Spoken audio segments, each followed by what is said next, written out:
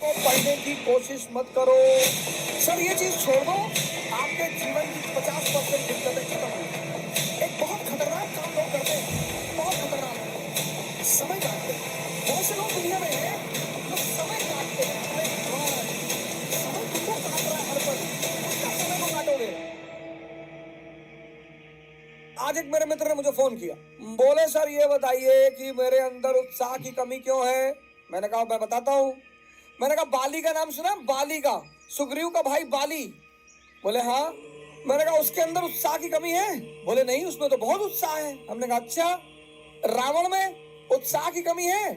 भगवान से लड़ गया आदमी। हारना जीतना एक अलग चीज है, ये तो गेम है, कोई हारा कोई जीता। सुन चंपा सुन तारा, अरे बड़ा मजा आए जरा सुनो मेरी बात, ये तो गेम है सर। अंतिम यात्रा सबकी सेम होती है, सबकी। किसी को सोने में लिटाकर दफन नहीं किया गया। कुछ राजघरानों में कभी परंपरा हुआ करती थी, चोलों में होती थी, इजिप्ट में फेरोज में होती थी, लेकिन वो परंपराएं थी कि मृत्यु के बाद लोग अगले जो जीवन है वहां इन चीजों को इस्तेमाल करेंगे, इसलिए परंपरा थी। वरना अंतिम यात्रा वो चाहे धन कुबेर हो या रिक्शा वाला हो, किसी की सबकी बराबर है सर। जन्म और मृत्यु बराबर, मैं बार बार ये बात कहता हूं, दोनों बराबर है। अब इनका उत्साह क्यों है? इनके उत्साह की एक बड़ी सिंपल वजह है जिस पर आप ध्यान नहीं देते, और वो है इनके पास ताकत है। जिसके पास ताकत नहीं होगी उसके पास उत्साह नहीं होगा। कौन सी ताकत? मन की ताकत। कौन सी ताकत? शरीर की ताकत। ये दोनों जरूरी है। मन की ताकत कैसे बढ़ेगी?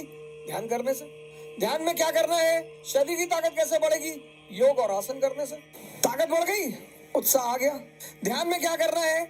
5 बातें तो बिल्कुल जीवन में छोड़ दीजिए आप। भाई राहुल गांधी जी हैं, उनके पास तो सोचने के लिए बहुत बड़ा मैटर पड़ा हुआ है। हमारे परनाना के पिताजी मोतीलाल नेहरू बहुत बड़ी हैसियत थे, जी बिल्कुल थे। हमारे परनाना बहुत बड़ी हैसियत थे, जी बिल्कुल थे। हमारी दादी बहुत बड़ी हैसियत थी, सरकार बिल्कुल थी। हमारे पिताजी बहुत बड़ी हैसियत थे, जी सरकार बिल्कुल थे। हमारी मम्मी बहुत बड़ी हैसियत है, जी बिल्कुल है। लेकिन वो सब क्यों थे?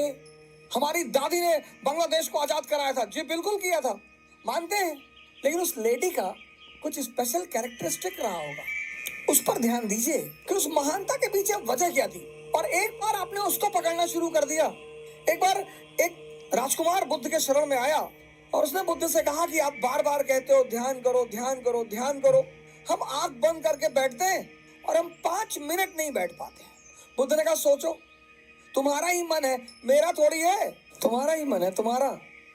कोई चीज मेरी हो तो तुम कह सकते हो कि भैया वो तो आपकी है, आप बैठने ही नहीं दे रहे हो। आपका ही मन है सर।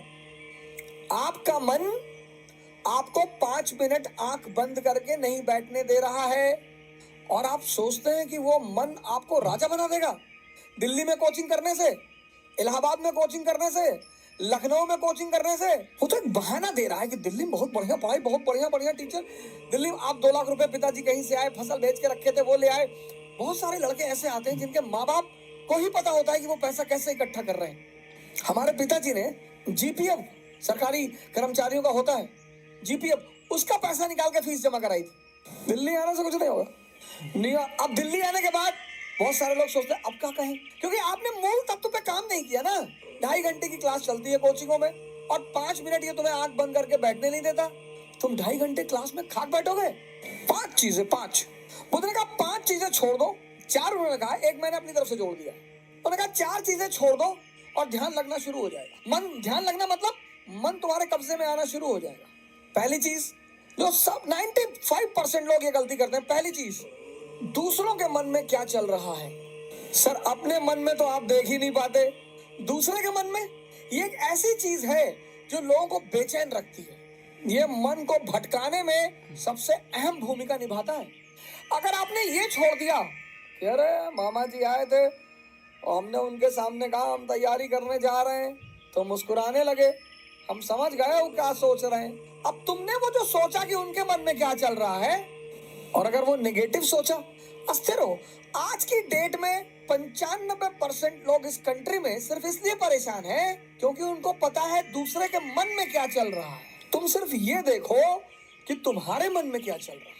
95% लोग हैं अरे हम जानते हैं तुम्हारे मन में क्या चल रहा, दूसरों के प्रति इतना लगाव। अब तुम ध्यान करने बैठे। अब तुमने सोचा कि जब हमने कहा दिल्ली पढ़ने जा रहे हैं तो मामा जी हंस रहे थे, उनको लग रहा था मेरा सिलेक्शन। अब तुम नहीं ध्यान कर पाओ। ध्यान मतलब मन का शांत होना। मन कब शांत होगा? जब वो बाहर उलझेगा नहीं। मन की शांति सिर्फ एक चीज पर डिपेंड करती है कि वो बाहर उलझे ना। बड़े सारे स्टूडेंट, आज मैं 6 बजे शाम को एक वेबिनार ले रहा था कि मेरे घर वाले, एक खान साहब थे, उन्होंने हमसे कहा कि मेरे घर वाले समझ ही नहीं पा रहे हम क्या करना चाहते हैं। भैया ये तुम्हारे घर वाले नहीं, सबके सबके। और खासकर मिडिल क्लास फैमिलियों में जब उनके बच्चे बहुत बड़ी बड़ी बातें करने लगते हैं तो आमतौर पर माँ बाप डर जाते हैं कि डिस्टर्ब हो गया है। ये छोड़ दो सर ये चीज छोड़ दो, आपके जीवन की 50% दिक्कतें खत्म हो जाएंगी। दूसरे के मन को पढ़ने की कोशिश मत करो।